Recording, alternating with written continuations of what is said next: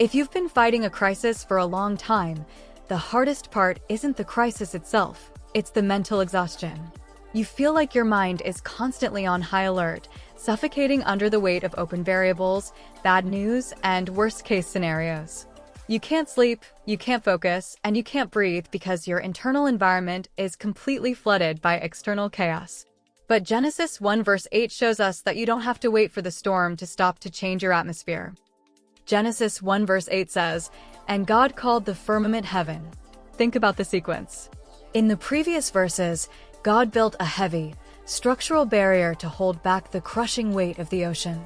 But in verse 8, he doesn't just treat it like a retaining wall. He gives it an identity. He names it heaven. He turns a defensive structure into a sacred atmosphere of peace, clarity, and elevation.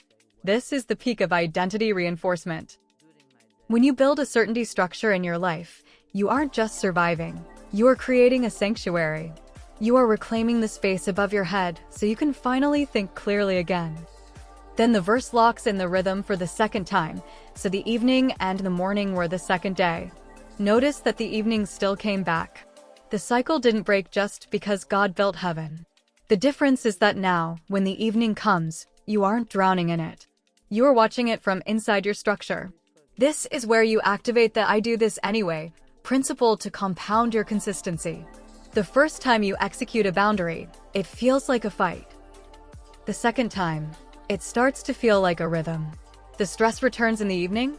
You stick to your evening shutdown routine anyway because the rhythm is locked.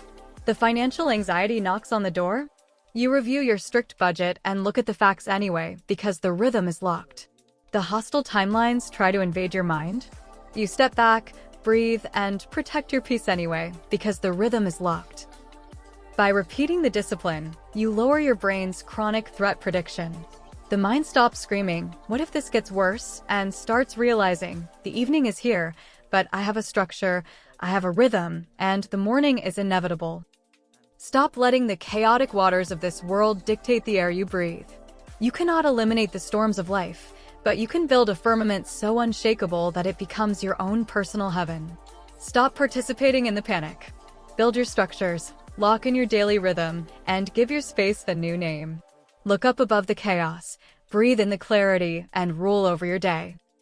This is I Am Ahava Ministries. If silver and gold you have not, what you do have still carries power. A like, a subscribe, or a comment of encouragement. Peace to you and see you in the next message.